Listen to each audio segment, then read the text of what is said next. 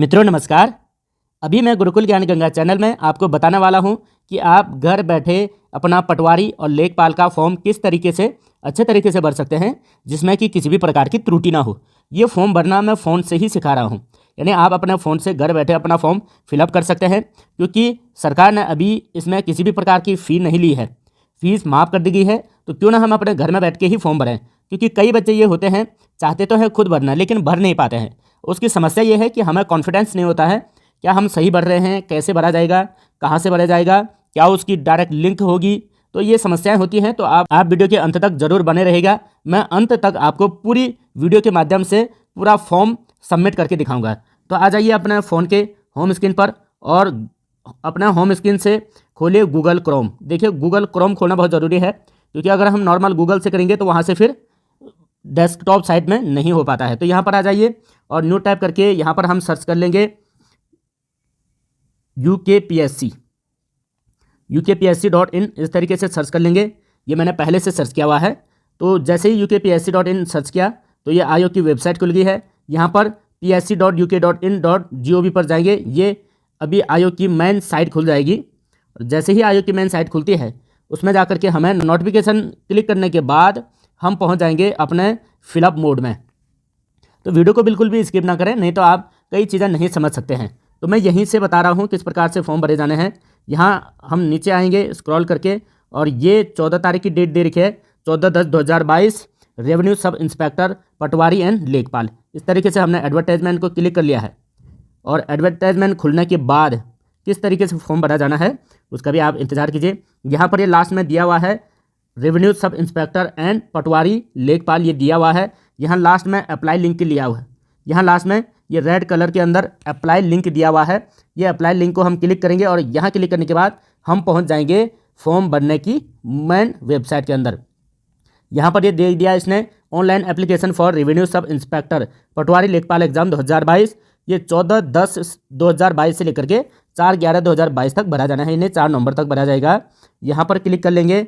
इसको क्लिक करने के पश्चात हम पहुँच चुके हैं आयोग की मेन साइट में। यहाँ पर ये कुछ इंस्ट्रक्शन फॉर्म भरने के दिए हुए हैं, आप इन्हें भी डिटेल में पढ़ सकते हैं। कि उपयुक्त परीक्षा हेतु आवेदन पत्र भरने के लिए कृपया नीचे दिए गए निर्देशों को ध्यानपूर्वक पढ़ें। यहाँ पर ये टोटल स्टेप आपको दिए गए हैं। ये पॉइंट नंबर 3 में दिया हुआ है, step of filling up online application form कैसे कैसे बनना है।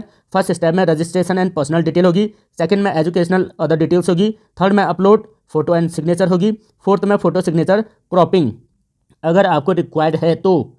उसके बाद 5वें में होगा फाइनल रिव्यू एंड सबमिट। 6वें में आप प्रिंट अपने एप्लीकेशन को कर सकते हैं। बहुत इजी है, नॉर्मल है, ये कोई कठिन नहीं है। आप इस तरीके से आगे बढ़ते रहेंगे, अप्लाई नाउ कर देंगे। अगर समस्याएं आती है यहाँ पर हेल्पलाइन ईमेल आईडी भी आपको दे रखी है, लेकिन अभी फ़िलहाल हमें ज़रूरत नहीं है, तो हम सीधा आगे बढ़ते हैं। आगे बढ़ते रहेंगे तो यहाँ पर आपके फॉर्म खुल चुका है। तो फॉर्म के साथ साथ यहाँ राजस्व उप निरीक्षक पटवारी लेखपाल के लिए फॉर्म ये खुल गए हैं। इसको हम क्लिक करेंगे। अभ्यर्थी का नाम यहाँ पर पूछ रहा है, तो अभ्यर्थी का नाम हम यहाँ पर भरेंगे। जैसे मैं भर रहा हूँ एक फॉर्म, आप भी इस तरीके से किसी का फॉर्म भरें। और फॉर्म किस तरीके से भरा जाना है, फॉर्म के लिए आपके पास डॉक्यूमेंट सारे ओके होने चाहिए। क्या क्या डॉक्यूमेंट लगना है वो भी मैं लास्ट तक आपको बताऊंगा किस तरीके से लगेगा। तो डॉक्यूमेंट को इस तरीके से हाई स्कूल का जो प्रमाण पत्र है उसे आप रखें, उसी में आपकी नेम डिटेल वगैरह सारी करेक्ट होती है। तो हमने शुरू किया भरना और आप भी भरेंगे। मैं किसी अदर लोगों का फॉर्म भर रहा हूँ, तो आप भी कोशिश करें इस तरीके से भरें। यहाँ फर्स्ट रो में मैंने नाम भर दिया है स्टूडेंट का, सेकंड में मैं उनके फादर का नाम भरूंगा, ये मैंने उनके फादर का नाम भर दिया है। थर्ड रो में है मदर नेम, मदर नेम भी भरेंगे।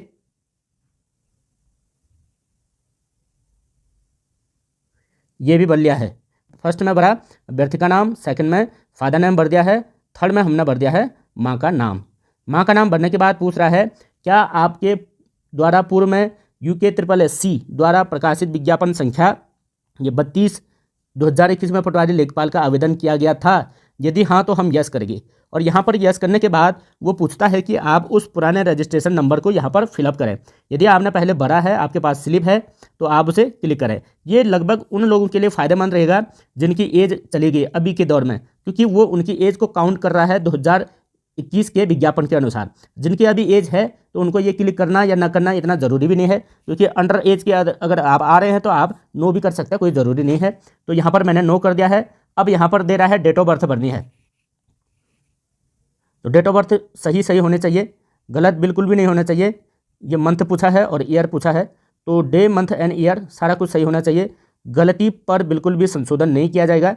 तो ध्यान ये रखना है कि हमने गलत नहीं करना है। मेल हैं फीमेल हैं यहाँ पर पूछ रहा है, तो 26 वर्ष 11 माह और 18 दिन हो चुके हैं इनको, जिनका मैं ये फॉर्म भर रहा हूँ। ये क्लिक करना है, मैंने फीमेल कर लिया है। मैरिड एंड अनमैरिड इसे भी हम क्लिक कर लेंगे। राष्ट्रीयता है भारतीय है तो भारतीय आप डालें। उसके बाद यहाँ से पूछता है क्या आपका नाम उत्तराखंड राज्य में स्थित किसी भी जिला सेवा योजन कार्यालय में पंजीकृत है, तो ये होना तो आवश्यक ही है। यदि कोई गवर्नमेंट जॉब वाला है, गवर्नमेंट जॉब वाले अगर इस चीज़ को भर रहे हैं तो उनके लिए इस चीज़ की आवश्यकता नहीं पड़ती है, क्योंकि उनका एनओसी लगता है अंडर गवर्नमेंट जॉब के कारण से। और बाकी जो स्टूडेंट हैं जो अभी स्टडी कर रहे हैं या अभी बेरोजगार लोग हैं, वो लोग सेवा योजन कार्यालय की जानकारी जरूर भरेंगे। तो सेवा योजन कार्यालय की जानकारी भी आपकी इश्यू डेट और जितने भी आपके ये लास्ट नवीनीकरण की डेट है उसके अंडर होना चाहिए। मैंने यस कर लिया है। यहाँ पर ये बोल रहा है रजिस्ट्रेशन नंबर भरें, तो रजिस्ट्रेशन नंबर हो जाएगा, ये मैंने रजिस्ट्रेशन नंबर भर लिया है। उसके बाद सेवा योजन कार्यालय पूछ रहा है कौन से जनपद से है, तो मैंने ये चमोली कर लिया है, आप भी वैसे कर लें। पंजीकरण की तिथि पूछ रहा है, तो पंजीकरण की तिथि के लिए यहाँ पर कैलेंडर दे दिया है। कैलेंडर से हम चूज करेंगे कि कौन से मंथ और कौन से ईयर में आपने रजिस्ट्रेशन किया है। जैसे ये 30 दिसंबर 2019 को किया हुआ है, तो दिसंबर 30 2019, तो 30 दिसंबर 2019 को हम क्लिक कर लेंगे।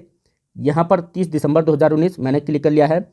और उसके बाद ये पूछ रहा है कि रिन्यू की डेट कब तक है, नवीनीकरण की डेट, तो नवीनीकरण की डेट भी यहाँ पर फिलअप कर लेना है। यहाँ पर मंथ ईयर सब कुछ पूछ रहा है, तो मंथ ईयर भी हम क्लिक कर लेंगे। इसमें है 2023, 28 फरवरी 2023 को, तो फरवरी 28 2023 को इसकी डॉक्यूमेंट की जो है रिन्यू डेट है, ये मैंने यहाँ पर रिन्यू डेट भी भर ली है। नवीनीकरण की तिथि, आर यू एम्प्लॉयड, अगर आप एम्प्लॉयड हैं तो यस कीजिए, अदरवाइज नहीं है तो नो कीजिए। और एक बार और पूछ रहा है वो तीसरे वाले में कि क्या आपने अपनी हाई स्कूल व इंटरमीडिएट अथवा इसके समकक्ष स्तर की शिक्षा उत्तराखंड राज्य में स्थित मान्यता प्राप्त संस्थानों से उत्तीर्ण की है। यदि यस तो हाँ करें, नहीं किया है तो नो कर देंगे। क्या आप या आपके पति पत्नी, आपके माता पिता उत्तराखंड राज्य में सैनिक अर्धसैनिक बलों में नियमित कर्मचारी हैं, यदि हैं तो यस कर देंगे। और यदि वे बाहर रह रहे हैं तो इस तरीके से ऑप्शन को सही पढ़ करके आप क्लिक करेंगे। अगला स्टेप देता है क्या आप या आपके पति पत्नी या आपके माता पिता राज्य के अर्धशासकीय संगठन में नियमित कर्मचारी हैं जो राज्य के नियमित रूप में सेवा कर रहे हों या स्थानांतरित नहीं किया जा सकता है, इस प्रकार से भी ये पूछ रहा है, तो मैंने नो कर दिया है क्योंकि नहीं है। क्या आप या आपके पति पत्नी या केंद्र सरकार के अधीन कुछ कर्मचारी हैं या नहीं हैं, उत्तराखंड से बाहर स्थानांतरित हैं या नहीं हैं, ये इस प्रकार से पूछ रहा है, मैंने ये भी नो कर दिया है। क्या आप उत्तराखंड के स्थायी निवासी हैं जो आजीविका शिक्षा के उद्देश्य से बाहर रह रहे हैं, नहीं, हम उत्तराखंड से बाहर नहीं रह रहे हैं। यहाँ पर भी पूछ रहा है आपके पति पत्नी माता पिता वगैरह बाहर रह रहे हैं आजीविका के लिए, तो नहीं। ये कई चीज़ें हैं, इसे आप ठीक से पढ़ें। यदि आपको समझ में नहीं आती तो डिटेल में पढ़ लेना, डिटेल में पढ़ने के बाद ही समझ में आएगी। क्या आप उत्तराखंड के अधिवासी हैं, तो यदि हैं तो यस करेंगे। उत्तराखंड के आदिवासी हैं तो यस करेंगे। उसके बाद आदिवासी के बाद अगला जो पूछ रहा है कैटेगरी पूछ रहा है, आप अपनी कैटेगरी को जनरल, ईडब्ल्यूएस, ओबीसी, एससी इस तरीके से भर सकते हैं, तो सही से भरें, बिल्कुल गलती नहीं होनी चाहिए। यदि गलत हो गया तो आप समझिए आपका फॉर्म रद्द हो गया। उसके बाद पटवारी बनने के लायक नहीं रहेंगे, तो इसलिए ध्यान ही देना है कि हमने सही तरीके से भरना है।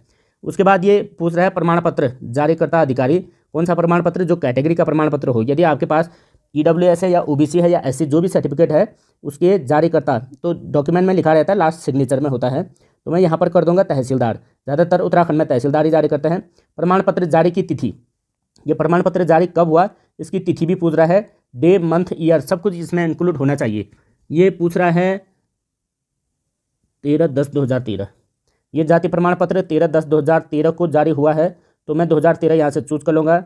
10 का मतलब पूछ रहा है अक्टूबर और 13 तारीख पूछ रहा है, तो 13 अक्टूबर 2013 को ये जारी हुआ है। प्रमाण पत्र संख्या पूछ रहा है, तो ये भी डालनी है, 244 प्रमाण पत्र संख्या है, ये भी डाल दी। किस जिले से जारी हुआ है, तो जिला मैंने चमोली कर लिया है, आप भी सही से भरें। क्या आप दिव्यांग PH हैं, यदि हैंडीकैप हैं तो आप यस कर सकते हैं, नहीं है तो नहीं। क्या आप भूतपूर्व सैनिक हैं, ये भी नहीं है। क्या आप स्वतंत्रता संग्राम सेनानी आश्रित हैं, ये भी नहीं है। यदि जिनके पास है तो वो यस कर दें। क्या उत्तराखंड राज्य महिला सशक्तिकरण बाल विकास के अंतर्गत संचालित पंजीकृत स्वैच्छिक राजगृहों में अनाथ बच्चे हैं, नहीं है। आप उत्तराखंड महिला हैं, तो उत्तराखंड महिला हैं, यस कर देंगे। यदि नहीं है तो नहीं कर देंगे। उसके बाद यहाँ पर पूछ रहा है ईमेल आईडी, ईमेल आईडी भरना बहुत ज़रूरी है क्योंकि आपको इन्फॉर्मेशन ईमेल आईडी में ही मिलेगी। ईमेल आईडी हो गया है। उसके बाद पुष्टि करने के लिए भी कह रहा है कन्फर्मेशन दोबारा से भरना है, कहीं गलत ना हो, इसलिए सही तरीके से भरना है इसे।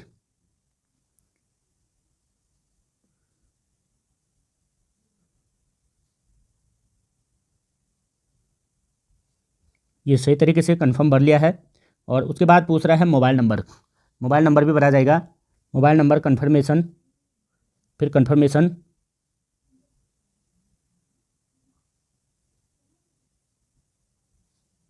ये सारा कुछ भर लिया है। उसके बाद यहाँ पर पूछ रहा है एड्रेस, एड्रेस भरना बहुत ज़रूरी है। एड्रेस में हम पूरी डिटेल एड्रेस की डाल देंगे, जितना भी कुछ हमारे एड्रेस है, हम घर का एड्रेस, वो सारा कुछ हम इसमें भरेंगे। इस तरीके से डिटेल भर ली है। अब स्टेट यहाँ से चूज़ करना है, उत्तराखंड स्टेट के है।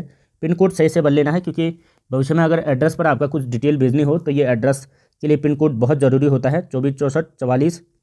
इस तरीके से हमने ये डिटेल भी भर ली है। अगर आपके दोनों एड्रेस, परमानेंट एड्रेस और ये जो प्रेजेंट एड्रेस है, कोरोस्पोंडेंस एड्रेस, ये भी अगर एक जैसा है तो आप सेम कर दीजिए। ये मैंने एड्रेस भी भर लिया है।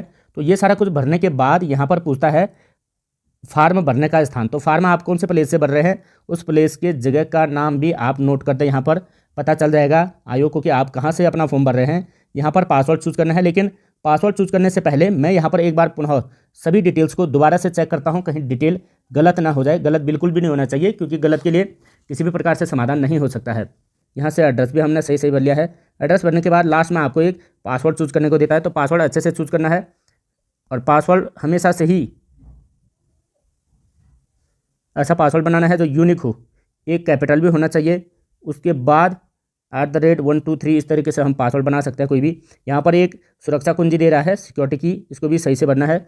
सिक्योरिटी की में जो है वो भरा जाएगा। ये है 3KHZ9, तो 3KHZ9 है, 3KHZN9, ये सब कुछ है। उसके बाद हम कंटिन्यू कर देंगे। कंटिन्यू करने के बाद ओके कर देंगे। यहाँ पर ये पूरी डिटेल आ चुके हैं। एक बार हम यहाँ से सही से चेक कर सकते हैं। कैंडिडेट नेम वगैरह ये सब कुछ दे रहा है। कैंडिडेट नेम हम चूज़ कर लेते हैं, दोबारा से देख लेते हैं क्या सही है या गलत है। हाई स्कूल के अकॉर्डिंग सब कुछ सही होना चाहिए। और माँ का नाम भी चेक कर लेना है, क्या पहले से भरा था, नहीं, 14/7/1995, गलत नहीं होना चाहिए। और ये मोबाइल नंबर वगैरह, gender female, unmarried, Indian, domicile Uttarakhand के ये हैं। और ये एम्प्लॉयमेंट का रजिस्ट्रेशन नंबर ये भी भर लिया है। एम्प्लॉयमेंट ऑफिस और वैलिड डेट वगैरह ये सब कुछ, जितना भी कुछ आपने भरना होगा वो सब कुछ यहाँ पर दिखाई देगा। और यदि आपकी ये सारी डिटेल सही है, एड्रेस सहित अगर सही है, तो आप यहाँ ऊपर जा करके यहाँ I have verify all the data करेंगे। यहाँ सब कुछ करने के बाद आप सबमिट कर लेंगे। सबमिट करके do you want to submit, yes I want to submit, तो आगे बढ़ लेंगे। सबमिट करने के बाद आपका फॉर्म रजिस्ट्रेड हो चुका है। रजिस्टर्ड होने के बाद आपको ये कुछ सब डिटेल दे दी है। वो बता रहा है कि आपकी इस ईमेल आईडी पर जो है आपका फॉर्म रजिस्टर्ड हो चुका है। यहाँ से ईमेल ये हो गया है। कह रहा है कि क्लिक हियर टू लॉगिन, यहाँ नीचे आकर के देखेंगे, यहाँ से लॉगिन करेंगे। तो लॉगिन में जो भी ईमेल आईडी थी उसे हम भरेंगे, जिस ईमेल आईडी से हमने भरा था। और ये भरने के बाद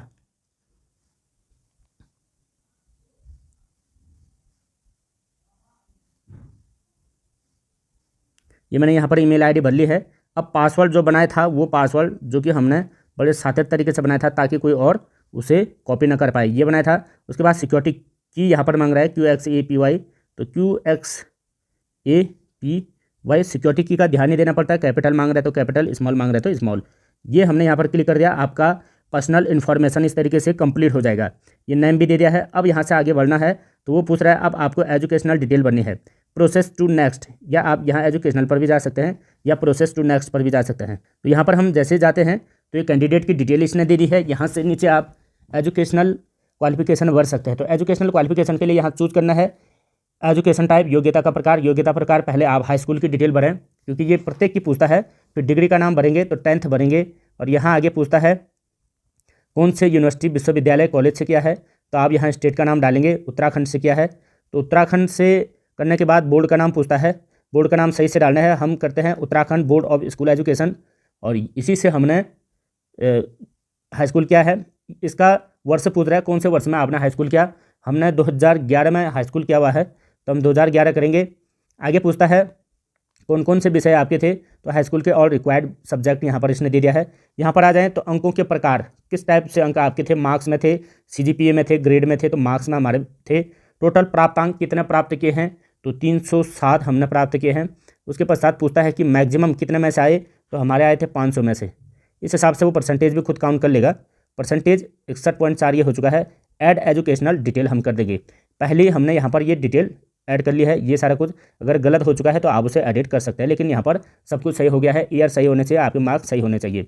उसके बाद सेकंड नंबर पर हम यहाँ से चूज़ करते हैं इंटरमीडिएट। इंटरमीडिएट भी चूज़ करना बहुत ज़रूरी है। फिर यहाँ पर आ जाएँ तो इंटरमीडिएट हमने फिर चूज़ कर लिया है और ईयर पूछ रहा है। उसके बाद बोर्ड का नाम पूछेगा, बोर्ड भी सेम वही हमने उत्तराखंड कर लिया है। उत्तराखंड करने के बाद बोर्ड का नाम पूछ रहा है तो बोर्ड वही है उत्तराखंड स्कूल एजुकेशन बोर्ड, जो कि इंटरमीडिएट का है।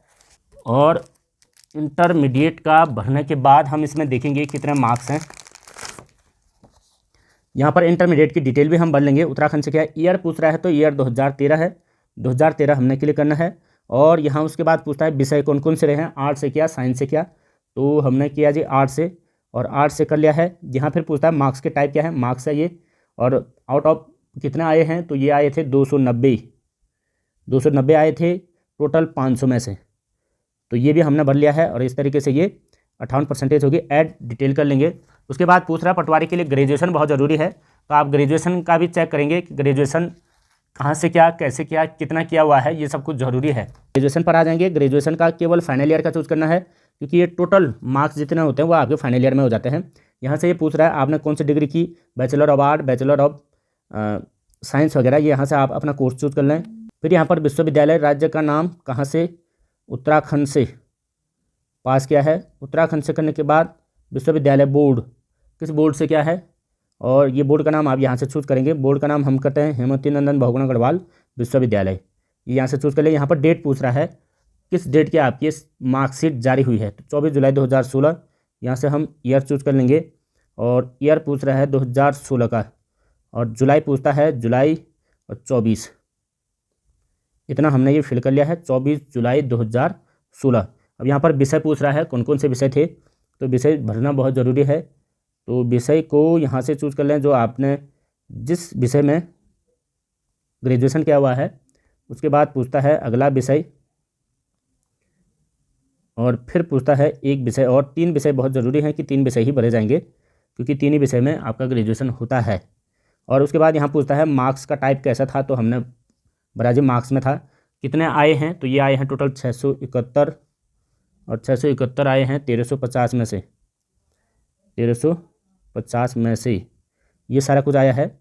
और उसके बाद ऐड डिटेल कर लेंगे। अगर आपको इसके अलावा अदर डिटेल भी भरनी है एजुकेशन की, तो एजुकेशन के अदर डिटेल भी भर सकते हैं। जैसे यहाँ पर पूछा होगा ग्रेजुएशन के बाद, और पूछ रहा है PG diploma and post graduation पूछ रहा है, तो पोस्ट ग्रेजुएशन का भी हम भर सकते हैं। टोटल हम भर चुके हैं। टोटल भरने के बाद यहाँ कुछ नीचे और कुछ अधिमानी अर्हताएँ पूछ रहा है कि क्या आपने प्रादेशिक सेना में 2 वर्ष की न्यूनतम अवधि की सेवा की है, यदि की है तो सही है, नहीं की है तो नो कर दीजिए। क्या आपने एनसीसी बी प्रमाण पत्र प्राप्त किया है। एनसीसी के लिए अधिमानी अर्हताएँ दी जाती है, क्योंकि एनसीसी एक सैनिक के रूप में होता है। तो एनसीसी का यदि आपके पास है तो यस कर दें, एनसीसी नहीं है तो मना कर दें। भाई अब लाएँ कहाँ से जब हमारे पास है ही नहीं। और जिनके पास है तो उनका बढ़िया है, वो लोग क्लिक कर सकते हैं, जिनके पास नहीं है तो वो लोग देखते रहें। बाकी आगे अपनी मेहनत पर भरोसा रखें। बाकी यदि एनसीसी सी है तो वो भी यस कर दें, नहीं है तो ना करें। डिस्ट्रिक्ट, जिस डिस्ट्रिक्ट से आपको भरना है, तो चमोली से भरना है तो चमोली कर देंगे। और अगर अदर डिस्ट्रिक्ट से आपको जॉब के लिए भरना है, यहाँ पर देखो पोस्ट वाइज डिस्ट्रिक्ट, तो ये पूछ रहा है जिले के अनुसार पदों का विवरण। जिले के अनुसार पदों के विवरण के अनुसार आप इसे भरेंगे। वरीयता क्रम पटवारी के लिए, क्योंकि चमोली ज़िले में लेखपाल तो है नहीं, तो इसलिए यहाँ पर हम जिला चमोली से पटवारी ये भर लेंगे। अब आगे पूछता है क्या आप ऊंचाई और छाती के मापन में छूट चाहते हैं। यदि हाँ तो ठीक है, यदि नहीं तो नहीं, ज़रूरी भी नहीं है, पर चलो अगर पर्वतीय हैं तो यस भी कर सकते हैं। क्या आपके खिलाफ़ कोई आपराधिक मामला लंबित है, तो नहीं कर देंगे। और एक क्या यूकेपीएससी यूकेएससी द्वारा आपको कभी लंबित या ब्लैक लिस्टेड किया गया है, तो ये भी नहीं। और आईडी कार्ड का प्रारूप मांग रहा है, तो आईडी कार्ड में आप आधार कार्ड भर सकते हैं, या अदर आईडी कार्ड में भी passport, driving license, PAN card वगैरह ये भी भर सकते हैं। तो सबसे ईजी तो आधार कार्ड ही है कि आप आधार कार्ड की डिटेल भर लें। उसके बाद आधार कार्ड के अलावा किसी अन्य कार्ड की आवश्यकता भी नहीं पड़ती है, तो आधार कार्ड की डिटेल यहाँ पर संख्या भरेंगे। आईडी प्रूफ नंबर, तो आईडी प्रूफ नंबर भरेंगे हम। आधार कार्ड की डिटेल सही से चेक कर लें, क्योंकि बहुत ज़रूरी है, गलत नहीं होना चाहिए। अब यहाँ से ओके सबमिट करने के बाद हम पहुँच चुके हैं। यहाँ पर एक वार्निंग दे रहा है, चेतावनी। यहाँ पर कह रहा है कि अभ्यर्थी को अपनी स्कैन की गई नवीनतम रंगीन पासपोर्ट आकार की तस्वीर को 20 से 50 KB के आकार में, और हस्ताक्षर को 10 से 50 KB के आकार में जेपीईजी फाइल मॉडल में अपलोड करना है। तो सबमिट करेंगे तो कंटिन्यू कर देंगे। इसके बाद यहाँ से आपको पूछेगा कि आप आगे जा कर के यहाँ से फ़ोटो अपनी अपलोड कर लें। तो फ़ोटो के लिए फ़ोटो वाले कॉलम पर क्लिक करें, या अगर आप फ़ोटो पहले बना लें, फ़ोटो का साइज़ बनाना बहुत ज़रूरी है। मैंने यहाँ से फ़ोटो को चूज़ कर लिया है। फ़ोटो चूज़ करने के साथ साथ मैं यहाँ से सिग्नेचर भी चूज़ करता हूँ। सिग्नेचर को चूज़ करने के लिए हम पहुँच जाएंगे सिग्नेचर में, और सिग्नेचर को क्लिक कर लिया है। सिग्नेचर भी यहाँ आ चुका है, और इसके साथ ही हम अपलोड क्लिक कर लेंगे और अपलोड सिग्नेचर भी हो जाएगा। ये सारा कुछ यहाँ पर हो चुका है। तो अभी हमने फ़ोटो और सिग्नेचर, यदि अभी आपका सही है तो यहाँ पर इमेज अपलोड आर करेक्ट ये बता रहा है कि हमने करेक्ट कर लिया है, या अगर क्रॉप करना है तो क्रॉप भी आप कर सकते हैं। I want to crop image photo signature कह रहा है तो ये भी कर सकते हैं, लेकिन हमने ठीक साइज़ में अपलोड कर लिया है तो हमें ज़रूरत नहीं है। तो ये हमने कर लिया है। आगे सेव एंड कंटिन्यू करते हैं। सेव एंड कंटिन्यू करने के बाद आपका ये फ़ोटो यहाँ पर आ चुका है, सिग्नेचर भी आ चुका है, लेकिन अभी भी नो कंप्लीटेड दिखा रहा है, क्योंकि अभी हमने लास्ट सबमिट और करना बाकी रह गया है। एप्लीकेशन फ़ी एक्सेप्टेड दिखाया गया है। एक्सेप्टेड का मतलब आपकी फ़ी हो चुकी है। अभी भी एप्लीकेशन स्टेटस नॉट कंप्लीटेड दिखा रहा है। पटवारी और लेखपाल का नॉट कंप्लीटेड का मतलब हो गया है कि आप अभी कंप्लीट नहीं कर पाए हैं। लास्ट में जाएंगे, यहाँ फॉर्म को नीचे स्क्रॉल करते जाएं, यहाँ पर दे रहा है कि यहाँ पर कहता है कि मैं एतद द्वारा घोषणा करते हो कि विज्ञापन में वर्णित पात्रता सभी चीज़ें मैंने ढंग से पढ़ ली हैं, और सभी जितनी भी जानकारी है वे सत्य भर ली हैं। अगर कुछ छिपाया या गलत बताया गया हो तो निरस्त कर दिया जा सकता है मेरा फॉर्म। ये सब कुछ मैंने इस तरीके से भर लिया, और ऑल फाइनल है सबमिटेड, इतना कुछ कर लिया है। तो ये सारा कुछ डिटेल भर लेने के बाद आपका एप्लीकेशन यहाँ से प्रिंट हो जाएगा। तो ये प्रिंट हो जाएगा, और प्रिंट के लिए आपका एप्लीकेशन अब तैयार है। तो ये कंप्लीटेड बता दिया है। आप इस फॉर्म को यहाँ से सेव भी कर सकते हैं, प्रिंट करके यहाँ से सेव का ऑप्शन दे देगा आपके फ़ोन में ही। तो ये इस तरीके से यहाँ पर ये PDF दे रहा है। PDF के रूप में आप इसे यहाँ से डाउनलोड कर सकते हैं। ये पूरा का पूरा सेव करोगे तो आप स्टोरेज में भी इसे डाउनलोड कर सकते हैं। तो अभी मैं चेक करके दिखाता हूँ अपने फ़ोन की गैलरी में। गैलरी में ये आ चुका है। फाइल में जाएंगे, और फाइल में यहाँ से जा करके ये जस्ट नाउ अभी हमने ये फॉर्म टोटल भरा हुआ है। तो ये सारा कुछ सबमिशन हमने यहाँ से भर लिया है। पूरा फॉर्म कंप्लीट हो चुका है, और ये कंप्लीट आज ही की डेट में हुआ है। ये 3 बज करके टाइमिंग भी दिखा दिया है। ये टोटल हमने कंप्लीट कर लिया है अपना फॉर्म डिटेल।